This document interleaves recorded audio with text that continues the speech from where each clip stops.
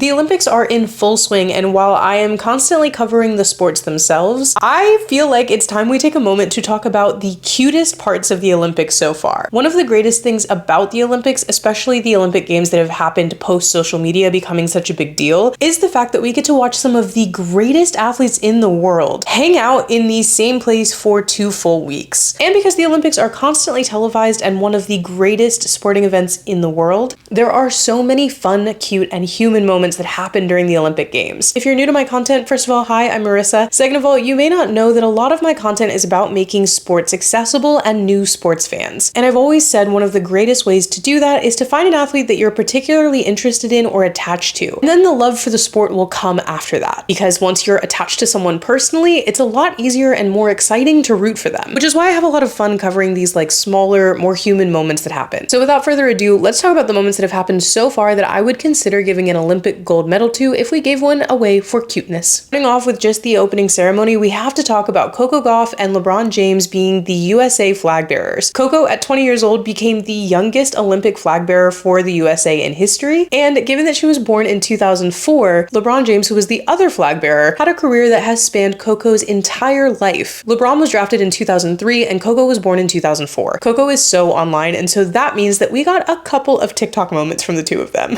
But the photos of them together are honestly just adorable, and I love the energy of Coco being just so excited to be there, and LeBron honestly just like also being so excited to be there. It's the Olympics. We should be excited to be there. Tangentially related, we also have this woman who appeared to be responsible for tying all of the ties for the USA men's basketball team. Now, the one that really got me is this photo of Joel Embiid, because every time an NBA basketball player steps out into the world, I genuinely wonder how a man that can be so large can also be so adorable. Unclear how you become the official tie-tyer at the Olympics for the USA men's basketball team, but if anyone would like to let me know about that career path, I am open to it. Stepping out of the opening ceremony, the next thing I want to talk about is the culture of pin trading. If you didn't know this, at the Olympic Village, every Olympic athlete is given pins when they arrive. These pins are not only just for their country, but they're also for their sport. So USA Basketball gets their own pin, but USA Fencing also gets a unique pin. Plus, obviously, every country gets this. So there are Australia pins, there are Japan pins, and the purpose of these pins is to trade them at the Olympic Village with other athletes. And again, because these Olympic Games are happening with social media so in the focus for so many of the athletes, we're getting really cute videos of Olympic athletes going up to trade pins with each other. If you search Olympic trading pins, you will find a number of them, and a lot of those videos are going to feature Steph Curry. I saw someone recently comment that he was like the high school senior that just gets along with everybody, and I think it's adorable because you're seeing so many athletes use the pin as an excuse to go up to other athletes that they admire, resulting in some really cute camaraderie and excitement. But also, now that we know confirmed from some of the athletes that they're definitely using them to flirt, I am desperately asking NBC to create an Olympic Village Love Island situation next Olympics. Or even this year, you know what? It doesn't have to happen during the Olympics themselves. We set everything up. Why don't we let them compete and then just give them a week after to fall in love? I would like to see it, okay? I want to watch people fall in love. I want to watch people at the peak of their physical fitness and excitement to be alive fall in love. You can see it, right? Because there's going to be, especially if we do it after, there's going to be people who like have won gold medals, who haven't won gold medals, people who beat each other for gold medals. This is becoming a very different video, but I just want you to know that I want to see it. Regarding the Olympic trading pins, there are 2 other very special cute moments that have specifically come out of this. One is that Simone Biles created her own Olympic pin. So while all of the other athletes are trading the pins that are sort of Olympic regulated and given when they arrive, Simone Biles made her own and brought them to the Olympics. So now Simone has created a new pin economy. There are Olympic athletes from all disciplines and all countries trying to find her. It's like Where's Waldo, but Waldo is actually a very small Olympic gymnast who's won 7 medals already. And taking his cue from Simone Biles, you have Snoop Dogg's everything when it comes to the Olympics. Snoop Dogg is there as an official correspondent for NBC. After last Summer Olympics, he commentated with Kevin Hart. That was such a crowd favorite that they were like, you know what, Snoop? Why don't you just cover the whole thing?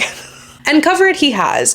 The thing about Snoop is that I think if we were giving out the Olympic gold medal for cuteness, he's got it on lock. Snoop appears to be the biggest fanboy of the Olympics. I highly recommend looking up clips of him commentating on the badminton competition this year. I would include it, but that would get me the Olympic gold medal for copyright infringement. But he is having the time of his life, and someone must have told him about the Olympic pin trading, because we just found out that he had his own pins made to trade with athletes. We found this out because after Coco Gauff won her singles match, she was in fact gifted one of these pins from Snoop Dogg. And because she loves to serve the people, we now know what those pins look like. Honestly, if you look at the detail here, whoever created this, whoever designed it, brilliant. The smoke rings, the Olympic colors, the Eiffel Tower in the background, the detail on Snoop's clothes. The thing about Snoop Dogg is I just feel like he embodies what everybody else feels about the Olympics, which is sheer joy even though I have no idea what's going on. Suddenly this sport is the most important thing to happen to me even though I didn't know about it 4 minutes ago. Kayak cross? What is it? I didn't even know that you could compete in kayaking competitively, but now it's the most important thing that's ever happened to me. And I feel like that's the energy Snoop is giving off as he walks through the Olympics, meeting French bulldogs, handing out Olympic pins, shaking hands with various Olympic athletes, meeting one of my favorite Olympic athletes, Ilona Maher, who plays for the USA rugby team. And honestly, if you are not following her on TikTok for this Olympics, you're just missing out on the Olympics. Next, if you didn't know this, Flav is sponsoring the USA women's water polo team. He found out that many of the women on the team were working 2 to 3 jobs in order to be able to afford their Olympic careers. The women's water polo team is defending their Olympic gold championship right now, and Flav has committed to a multi-year sponsorship of the team. But he also understands that sponsorship is not the only thing women's athletics needs. They need eyeballs, they need excitement. So Flav committed not only monetarily, but declared himself the hype man for the women's water polo team. And hyping up he has. He has been attending all of their games, bringing other celebrities out, and wearing theme clocks and headgear. There's something so invigorating about someone who is not only just excited about women's sports and wants to help fund them, but is willing to step past that money and bring celebrity into the game. Because I know there are thousands more people watching women's water polo because of Flav's presence and excitement.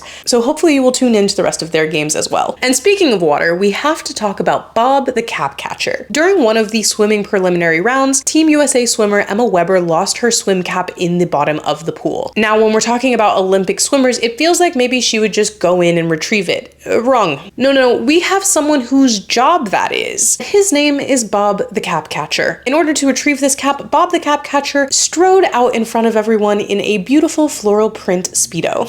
Not an Olympian himself, but willing to do the job that needed to be done, Bob arrived to raucous applause from everyone and dove right into that pool and got it. I saw a while ago a number of people say that they wished that all of the Olympics included one normal guy that did everything first, just so that we could really understand how big of a deal these Olympic athletes are. And you know what? Now I nominate Bob the cap catcher. I want to see him swim every Olympic event first. His energy, his vibes, it's there, and I think we deserve to see it. And last but not least, we have USA men's gymnastics team member Steven Nedoroscik. During the men's gymnastics team all-around final today, Steven put in an incredible routine on the pommel horse. Now, Steven is a specialist, which means that's the only event he was competing in. So viewers fell in love with him while he sat on the sidelines and waited for his turn to be activated. A number of people compared him to Clark Kent as he whipped off his glasses, got on the pommel horse, and in fact did save the world. Okay, maybe a little dramatic, but basically Steven was able to help Team USA secure their very first Olympic medal since 2008. Steven's score on the pommel horse was great enough that it was able to put us over the edge, and we took bronze, beating out Team Great Britain. But when it comes to athletes and their personalities, sometimes you hit the jackpot. Because what was Steven doing just a couple of hours before the biggest competition of his career? Yeah, he was solving the Rubik's Cube. Steven has revealed himself to be a Rubik's Cube enthusiast, and hours before the competition, he solved a Rubik's Cube in 9.32 seconds, which he made sure to take to Instagram to post and say that it was a good omen.